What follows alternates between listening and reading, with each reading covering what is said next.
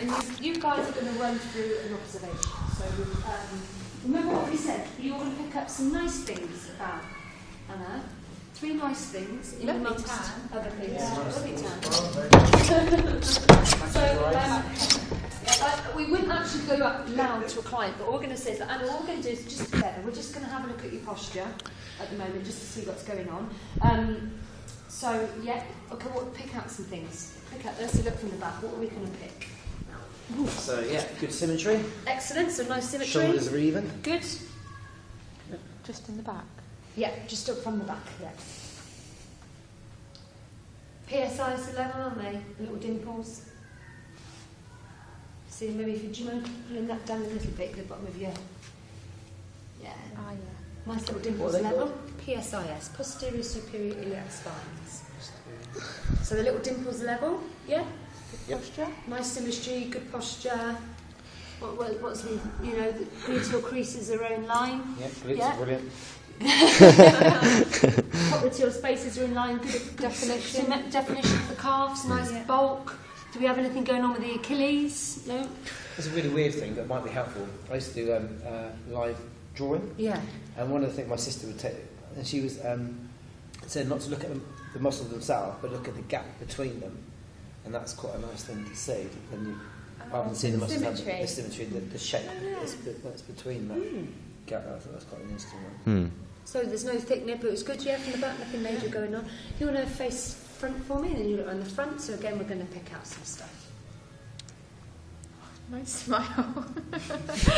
Nice tan. So have a look at like the clavicles, are they level? Have a look at the front here. Have a look at the hips, the bony points of the hips, go all the way down to the knees. No, Yeah. I don't know if it's just me, but from the front you look like your right shoulder's Yes. dropped slightly. Yes, nice.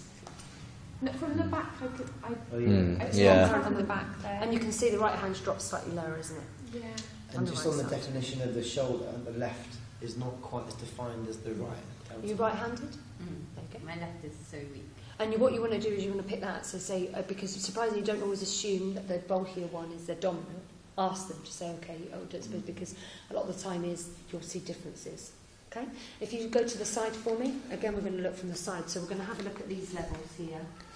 They rolled in one side to the other. Look at the hips forward.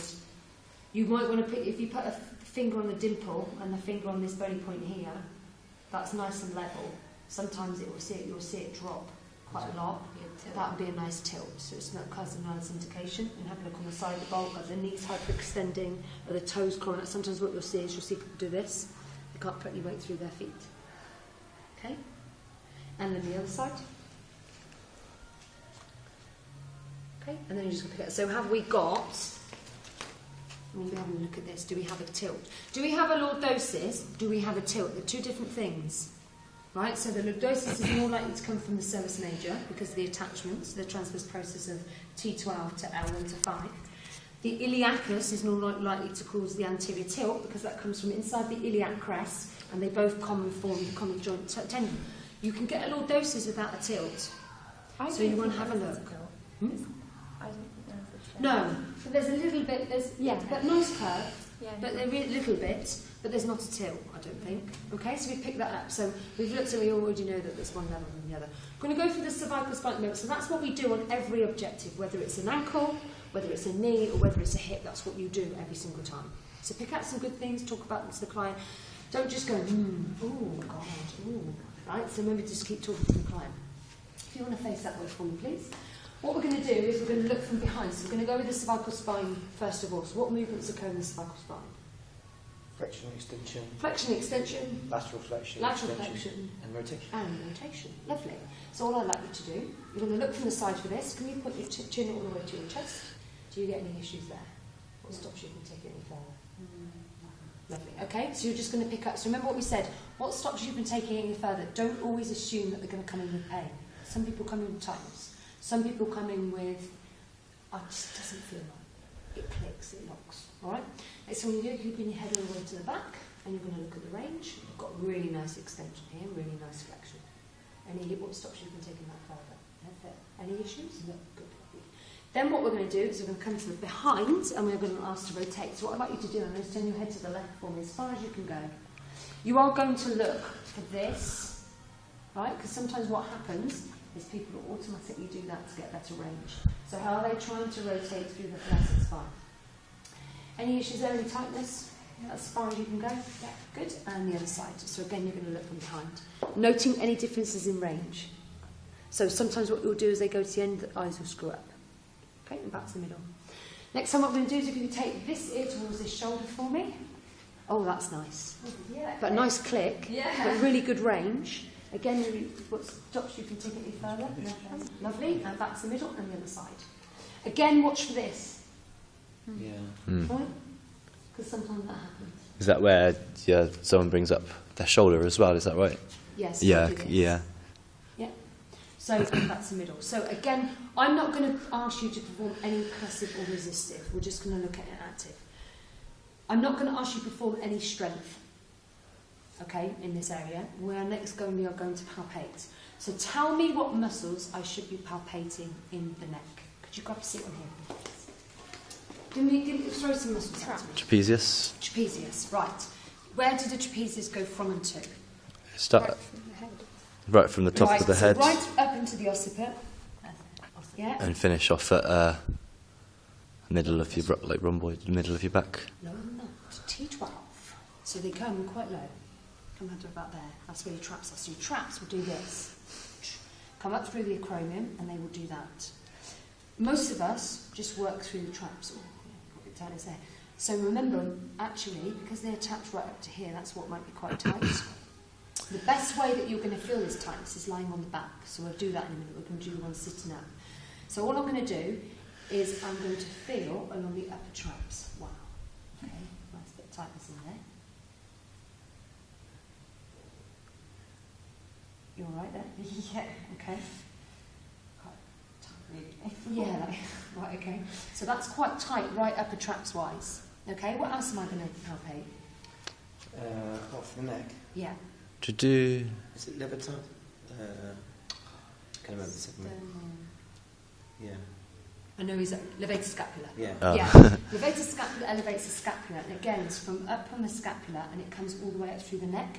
The best way to see that is again lying on their back. All right. So we need to do upper traps. We need to do levator scapula. Anything else?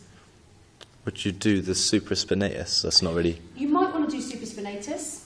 Yeah, so that's deep, and that comes on the supraspinous fossa and attached on the greater tuberosity, but get right up into here. Yeah, that's really tight. What else? That's worse on the right side. What else do we need to find out? What else? What's these little muscles here? Sternocleidomastoid, that comes from the mastoid process and comes all the way down onto the sternum. Yes, we need to have a look at it. The only problem is be very, very careful around the front. So you're just going to palpate. Probably what's best to do is have a look from the front and see whether they're tightened. And you might also just want to grab right underneath the head, bony point here, mastoid, and come all the way down. Just be a bit careful. Don't go real prodding around the anterior aspect. But is it tight? That's not... What else are we going to palpate? There's little muscles sat in here. No. In here. Attached onto the ribs. Begins with S. Subscapularis? It's not right, is it? No. Begins with S and ends with S. And has an eames in them. Oh no. Scalene. I was going to say that. It's not on your list to learn, really, but you need to be aware of the scalenes. Scalenes come in here and they attach the ribs. So what they do when they're very, very tight is they will pull the rib up, and it's this bit that becomes really tight. All right, so we need to work in the scalenes. So we need to palpate the scalenes. And again, the back. Remember what I said about the upper cross? So what else do you think I need to palpate? Pecs, we need to palpate pec minor. So that's on the coracoid process round to ribs 2 to 5. And we need to palpate pec major. And what did I say does rotate? Lats. The lats. So Yeah. we need to palpate through the lats. So the best thing to do for this, if you want to lie in your front for me, is we will palpate the lats from the front, from the back. So just have a feel as we come up the lats up here. Oh, that's nice and tight. And do you remember we've got infraspinatus and teres minor? Oh, that's really tight. Worse on the right side. Wow. So this is actually all for the neck, even though. All for Yeah, the yeah, neck, sure, so sure. effect. So, Yeah, sure. This is a lot worse. Like teres minor, spinatus, and lats are horrible on the right side.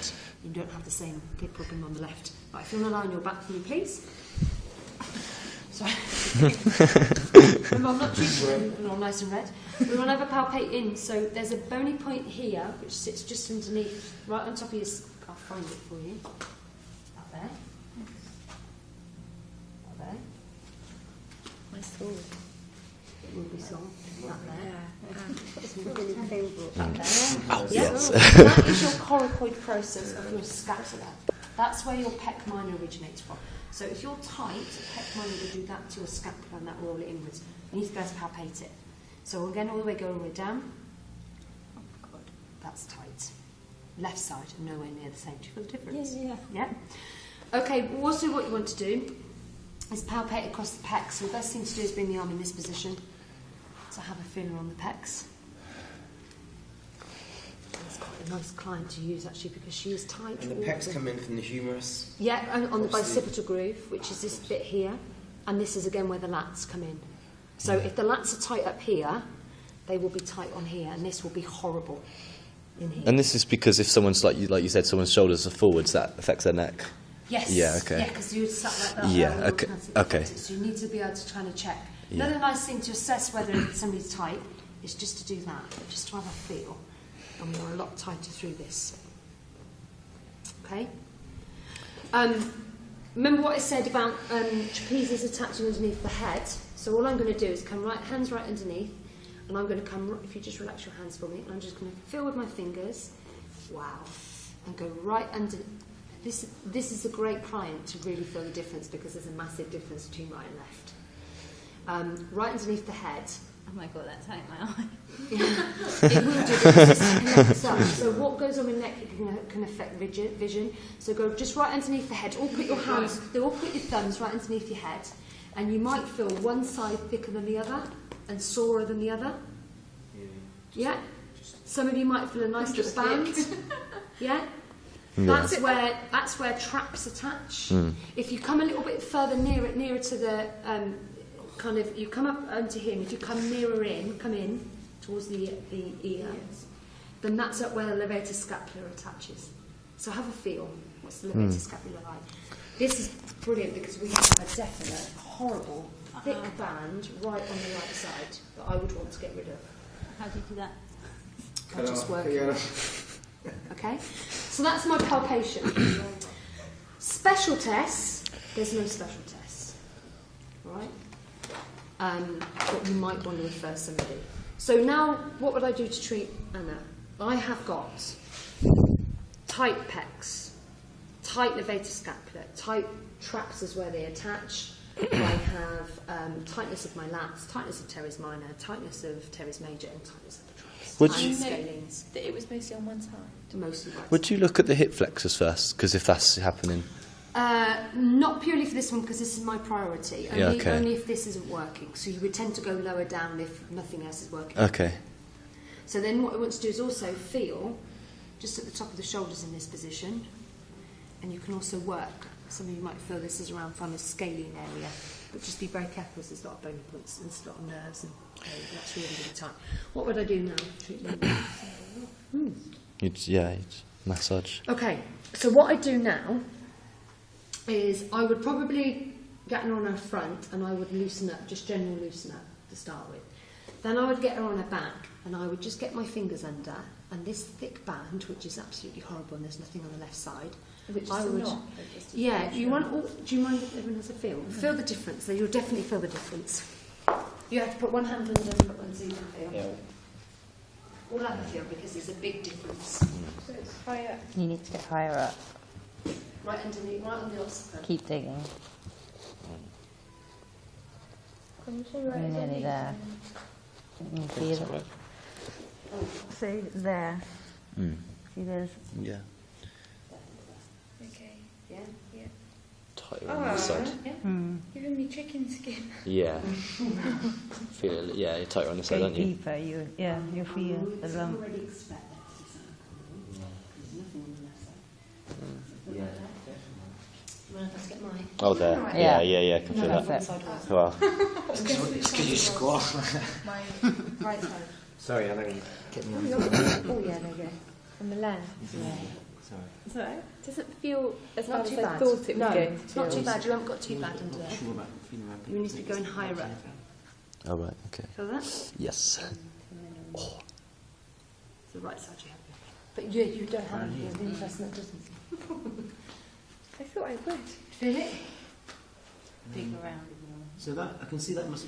So Yeah, if you go right. Yeah. Yes. Yeah, if you get right underneath your hands, right underneath, so there. Right. It's there. Right underneath. Like that. You can feel it definitely in this as well. Mine's Feel it? In the middle. Or I might just get them rubbing over there, but there is a definite difference. So you remember you have to get it right up here. There's a lot of people that got one-sided tightness in this room. Some of you've got two-sided tightness. Link it, you will follow the chain, it'll be on the same side, you've got the same injury. This is all linking up, it's all right-sided from here, you can see. Next what I'm going to do is I'm going to work through the pecs. You can work them different ways. Obviously, towel to cover, and you want to be careful of your thumbs and that you're not starting to put your hands all over because you've just got to be careful in that position. There's different ways that you can do this. You can either have the hand by the side, and all I'm going to do is I'm going to work across, like that. That's for pec minor, right? And then pec major, and for pec minor, I might do that. Oh, that's tight, really tight. That's all right. Okay? does it come the pet minor comes from like coracoid process? Yeah, it goes. 2 to 5. Yeah. But does it actually come Yeah, it right kind of in? spans. It goes that way, that way, Okay, so cool. That's deep. like that. So it pulls it Okay. forward. Okay. Or, this is a nice little technique that I picked up on Saturday. If you put your hands in that position, all I'm going to do is I'm going to put my hand there, and then as I go through it slowly, I'd like you to take your arm out to the side like that. Okay. So all I'm going to do, don't use an awful lot of cream for this, but I'm going to do that. Oh, okay. Yep, and all the way up. Wow. And again, So that again, will that's clear out the pec pecs. major. That will be pec major. Yeah. Okay, that will clear out. Down. And You're mine will do that stretching one. them at the same time. Yes. Yeah. So it's like this is a really nice open stretch technique. So why not stretch it while you're working it? Yeah. What I would do for scalings and levator scapula, I put my hand underneath. Okay, and then I would probably put my thumb in a position where it's nice and tight. And here we are. There. Yeah. And I would just take the head out into this position, and I would ask you to come tension for hands and keep it nice straight. And I want you to go like that, so put it all the way down. Oh, you can feel that tension straight away. That isn't giving at all. Right, so then I keep my thumb on here. Sorry, and now if we punch all the way down to the floor. Go down a little bit further, you all right? And push up and relax up. So you almost drag your shoulder in that position. Yeah? And again. There isn't hard. Right, if we have a look at this side, and I'll do the same, and now punch. And again, drag it all, push it like you're almost pulling it out of its socket. Look at the movement, and this is the muscles allow me to do it. Now look at the difference. And again. It's going nowhere because levator scapula is just right. So what it's doing is elevating the scapula. It doesn't allow me. Look at that, and that doesn't want me to at all. There's a nice block. Where's that? Feel the difference. Is it likely to be just a case of dominance on the right side? So But we have a couple of tightnesses and issues and stuff like that. So you kind of want to, if you're getting neck pain. So I would work here. I would work through pecs. I would release off levator scapula, and I would work through lats. So lats is if you go through line the front for me. You can get lats in different ways. Oh no, a good lats one is this. If you lie on your side, remember there's no set way. I'm showing you different ways. The thing is, when you work with different people, the more hands-on you get, you'll find different positions. So we could use any of these. Whatever you like. Depends on the person. However, you have to fit what's because you have to work on all different areas. So if you only work on one area, then you're not going to get that person better. Yeah, Okay, sure. So you lean the hands over in this position. So obviously there'll be a pillow here, and then why not work lats through here? oh my god. Now that's left-sided, right? If you want to lie on the other side, let's go on the right one because this is the yucky area. Just rolling around. Right? Wow. That's just so tight. Sorry. You right? Yeah. That's just really tight. So get lats with it stretched and you can release. So all I'd do is I'd work lats through here, and then you can even work through infraspinatus and teres minor. You'll get to know what positions. I mean, sometimes what you can do is if you want to line your front, you could work lats this way, right? And if you bring this arm up in this position, you could work lats like this. Yeah? If you wanted to, or you could do it side lying. Pecs, you are going to line them on the back. Okay? That you can either have them side lying or not. If they're working under the back, just let them relax on their back and just play around with their head. It's actually quite nice and relaxing. It doesn't have to be really deep. Just play around, just going to work it, and you'll notice a big difference. Don't just go straight away in for a back massage, because that isn't going to. Start off by relaxing them, and then you need to do your work. The positions you have your client in vary. So again, it's experimentation. I'll show you different ways, but what I do with one client will different to what do I do with another client, and how you do it will work differently. Depends on the person as well, doesn't it? Depends on the person. It depends on you guys. So that is why the big thing with this is you have to go out and work on people to kind of know what works for you. So I can show you ways, and you've got the basic techniques, but just go and have a play. That's the big thing. And in the exam, we can use like any of those techniques. As long as I think it's effective, it needs to be effective, Okay. But you can do whatever you like. Cool. If you want to lie on your side for me, right, for the adductors, you can have them in this position, right, and you can work the adductors that way, right? But you only want to get them up to that position, all right? So you want to work the adductors. That'll be for the adductors. Okay, so that's cervical spine. For thoracic spine, what movements occur in thoracic? I would start a new video and then go Okay. because it won't be too big.